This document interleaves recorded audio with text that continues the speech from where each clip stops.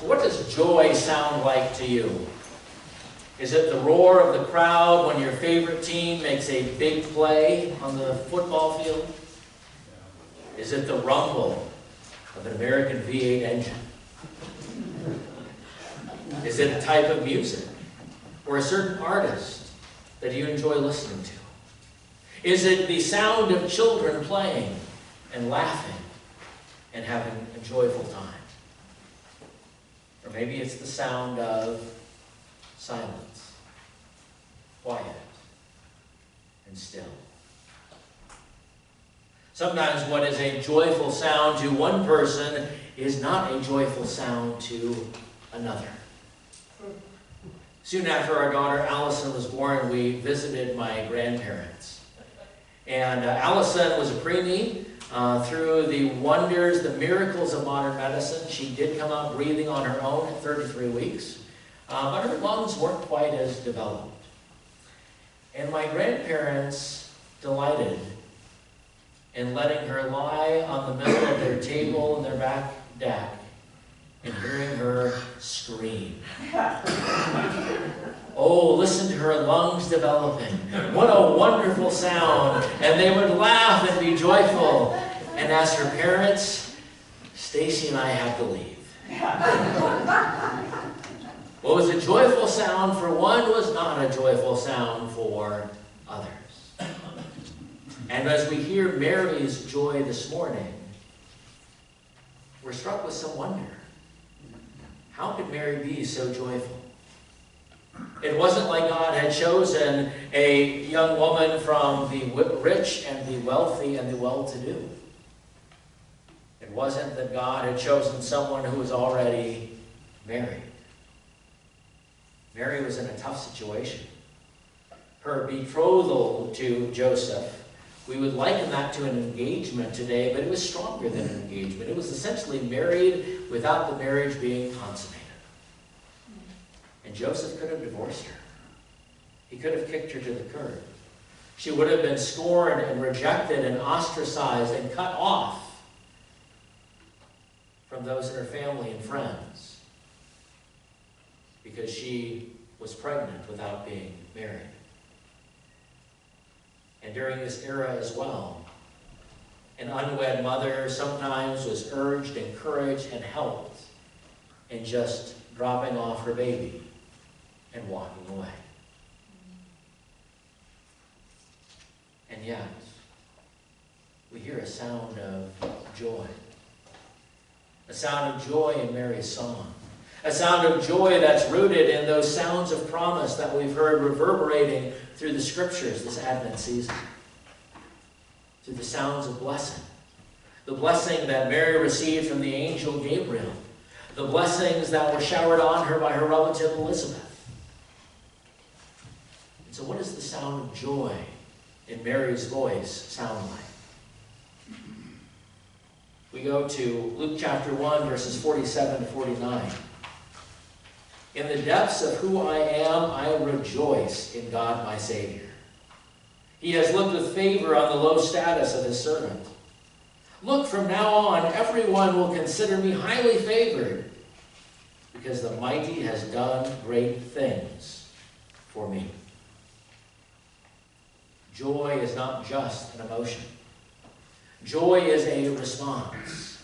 And Mary's joy is responding to the goodness of who God is and what God has done.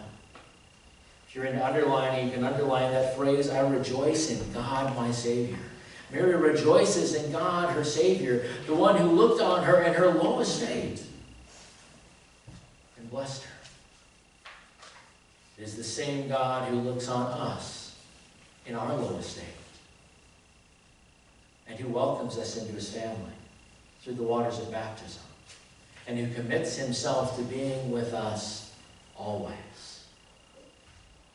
God saves us because that's who he is. That's what he does. It's not something we earn or deserve. It's not something that he sees some inkling of potential in us. He sends his son to save us. And so we rejoice in God our Savior. We rejoice with Mary who is looking back on centuries of promises. promises that God has made to those of his people, and promises to those that he has kept, and blessings that have been given throughout the centuries, and blessings now that are tumbling into Mary's life as she gets to be the mother of God, the mother of Jesus, the one who came to seek and save that which was lost. And so her heart is filled with joy. Her heart is filled with joy in knowing God, even though she is insignificant in her own culture. It's a reminder for me that those times when you and I feel insignificant, when we feel overlooked, we have a God who knows us, a God who sees us, and a God who values us. He values us so much that he comes to us. And as Mary rejoices in God her Savior, she does it because the Mighty One has done great things for me. You can underline that phrase, because the Mighty One has done great things for me. What things has the Mighty One done for you? What great things do you think of when you think of God's mighty work and mighty acts in your life? Maybe it's opportunities that you've had. Maybe it's friends that God has connected you with. Maybe it's your spouse or your children. What mighty things has God done to bring you to this point in life? Maybe it's those people that God has placed in your path along the way to encourage and nurture and grow you in the Christian faith. God does mighty things. Sometimes they are painfully ordinary. They come in blue jeans and cowboy boots instead of a tuxedo. But they are mighty things nonetheless. And so we have joy. And as Mary is expressing her joy, she is also remembering. So we continue with verses 50 to 53. Mary sings, "He shows mercy to everyone from one generation to the next who honors him as God. He has shown strength with his arm. He has scattered those with arrogant thoughts and proud inclinations. He has pulled the powerful down from their thrones and lifted up the lowly. He has filled the hungry with good things and sent the rich away empty-handed. He has shown strength with his arm." You want to underline that and just write Egypt in the margin, because that's what Mary is thinking back to. She's thinking back to how God, with his strong right arm, rescued his people, the children of Israel. Rescued them through that Passover event, and then guided them with his righteous right hand, the strength of his arm, through the wilderness to the promised land. She's thinking about that salvation history, of which she too is a part. Mary sings about how God scatters those with arrogant thoughts and proud inclinations, how God brings justice, and how he levels the playing field, and how, as he brings up the lowly, he reminds us that he loves everyone and values everyone. On the one hand, God has no favorites. On the other hand, we are all his favorite. Each one of us is God's favorite. I want you to turn to someone next to you and say, "You are God's favorite."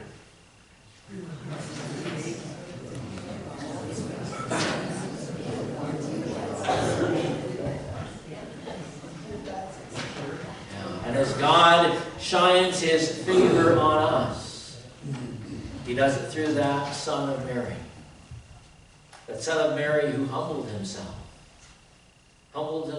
as an obedient servant, even to the point of death on a cross. Jesus lowered himself so that God could raise us up. And as he does that, he continues his mighty works in our world. As he fills the hungry with good things, God does not only care for the soul, but he cares for the body as well, for the mind and for the heart. And he provides tangible things. He provides hope and wholeness and food and clothing and friends and family. He provides us vehicles and snowplows and shovels and snowblowers that we've gotten to enjoy this last week. Or maybe he has brought a neighbor with one of those things to provide that assistance. We celebrate the goodness of God as we gather here with joyful hearts, joining in the joy of Mary. So how have you witnessed God's work through the generations in your family? As you look back on God's salvation history, and you see your place rolling out of the pages of this book and rolling into these modern times, where do you see things that are witnesses of God's work? Think back to your grandparents, your parents. Look at your generation. Look at your children and maybe your grandchildren or great-grandchildren. How have you witnessed God's work throughout the generations? How have you witnessed God's promises? How have you witnessed God's blessings? And when we have promises and blessings, they lead up to joy, the response to the goodness and graciousness of God. Promise, blessing, and joy. God kept his promise to Abraham and Sarah when he blessed them with Isaac. That promise that God made to make Abram's descendants as numerous as the stars in the sky, as numerous as the sands on the seashore.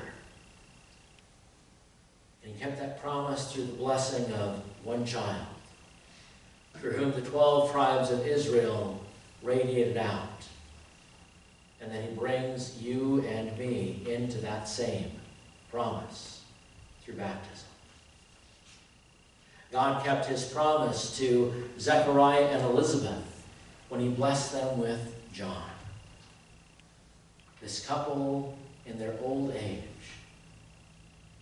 getting a child who would be filled with the Holy Spirit even from the time he was in the womb, who leapt with joy when Jesus in the womb came near. They were blessed as God kept his promises. And God kept his promise to Mary when he blessed her with Jesus. Baby Jesus, the Son of God, being placed in her womb as the Holy Spirit came over her. And Jesus grew.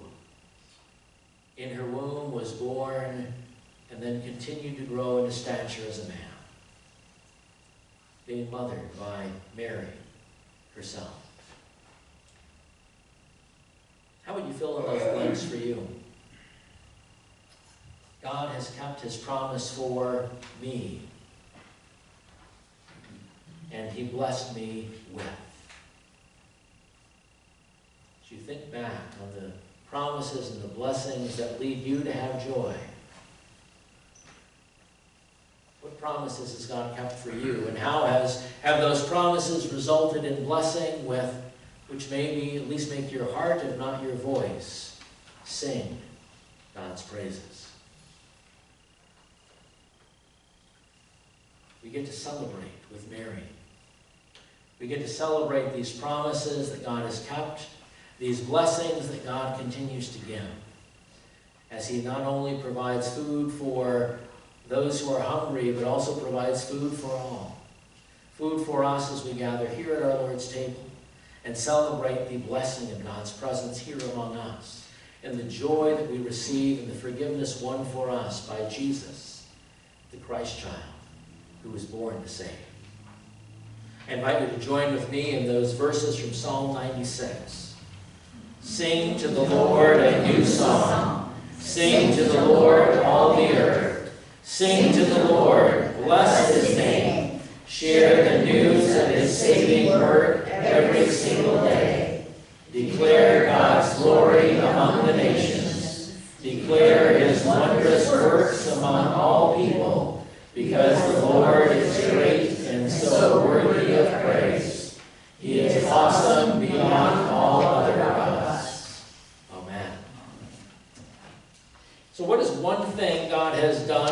brings you joy? Think about that. What is one thing that God has done that brings you joy? Think of something concrete, an experience, something tangible. Who needs to hear a word of joy from you this week? Who do you know that might need some joy in their life? And how will you express your joy this week? How will you live a life of joy? Food for thought.